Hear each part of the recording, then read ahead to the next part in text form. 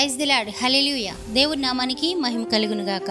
ప్రియమైన దేవుని బిడ్డలారా, మీరందరూ బాగున్నారా? దేవుని మహాకృపను బట్టి మరి ఒక దినం ఇలాగ మిమ్మల్ని కలుసుకోవడానికి దేవుడు నాకు ఇచ్చిన అవకాశాన్ని బట్టి ఆయన నామానికి మహిమ, ఘనత, ప్రభావములు కలుగును గాక. ఆమేన్. మంచిదండి, మీరందరూ బాగున్నారు కదా. దేవుని దయలో మనందరం మరి ఎన్నో ప్రాంతాలు ఎన్నో రకాలైన ఇబ్బందులు పడుతున్నప్పటికీ ఆయన ఇచ్చిన మంచి అవకాశాన్ని బట్టి ఆయన స్తుతిస్తూ మరి ఉదయకాల సమయంలో దేవుని వాగ్దానాన్ని చదువుకుందాము. మన పరిశుద్ధ గ్రంథమైన బైబిల్లో నుండి 37వ కీర్తన 5వ వచనాన్ని చదువుతాను, శ్రద్ధగా ఆలకించండి. నీ మార్గమును యెహోవాకు అప్పగింపుము, నీవు ఆయనను నమ్ముకొనుము, ఆయన నీ కార్యమును నెరవేర్చును. హల్లెలూయా. ఈ వాగ్దానం ద్వారా దేవుడు మనల్ని కూడా బలపరచునుగాక. ఆమేన్. మంచిదండి, చక్కటి వాగ్దానం ఉదయకాల సమయంలో దేవుడు మనకిస్తా ఉన్నాడు.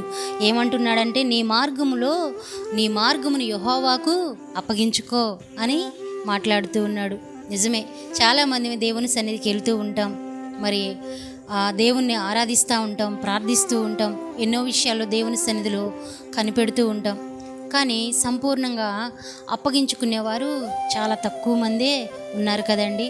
అందుకే దేవుని వాక్యంలో చాలాసార్లు ఆయన మాట్లాడుతూ అంటాడు, మరి నా ప్రజలు రాదగిన విధంగా వస్తూ ఉన్నారు, కూర్చోదగిన విధంగా కూర్చుంటున్నారు, కానీ వారి హృదయాలు నాకు దూరంగా ఉన్నాయని సెలవిస్తూ ఉన్నాడు.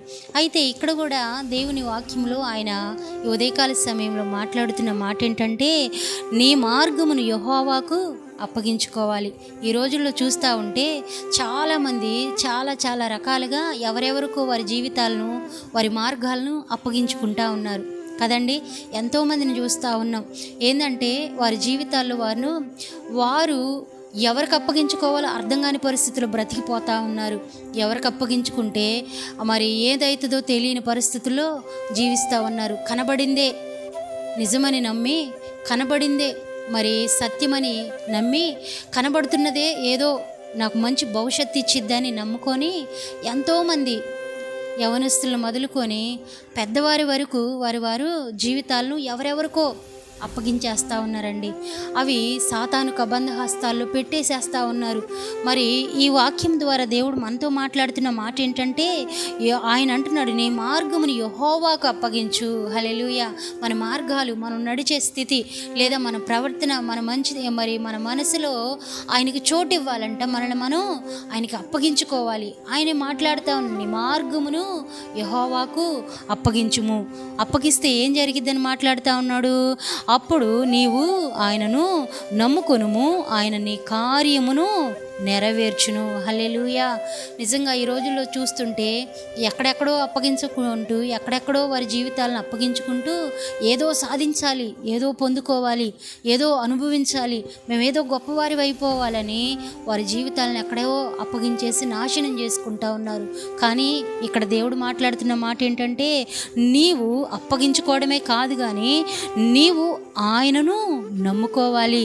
దేవుణ్ణి నమ్మాలంట. నమ్మిన తర్వాత ఏం చేస్తాడంటే, ఆయన నీ కార్యము, నువ్వేమనుకుంటున్నావో, నీ జీవితంలో ఏది సాధించాలనుకుంటున్నావో, ఏది పొందుకోవాలనుకుంటున్నావో, నువ్వు ఎలా ఆశీర్వదించబడాలి అనుకుంటున్నావో, ఎలాగూ దీవించబడాలనుకుంటున్నావో ఆ కార్యమును ఆయన నెరవేరుస్తాడు. హల్లెలూయా. అందుకని మనం ఉదయకాల సమయంలో మన మార్గాన్ని, ఒకవేళ పైకి మనం భక్తిపరులంగా ఉన్నప్పటికీ మరి చాలామంది వారి జీవితాల్లో అలవాటు కలిగిన భక్తి, ఆచార సంబంధమైన భక్తి ఎన్నో రకాలుగా మరి అందరూ చేసే విధంగా కొనసాగుతూ ఉన్నారు. కానీ దేవుడు సత్యవంతుడు. ఆయన యొద్దకు వచ్చేవారు అంటూ ఉన్నాడు కదా, నా యొద్దకు, నేను పరిశుద్ధుడును గనుక నా యొద్దకు వచ్చేవారు పరిశుద్ధులుగా ఉండాలని ఆయన కోరుకుంటా ఉన్నాడు. అంతేకాదు, ఎన్నటెన్నటికీ ఆయన మందిరానికి పరిశుద్ధతే అనుకూలమని దేవుని వాక్యం సెలవిస్తూ ఉంది.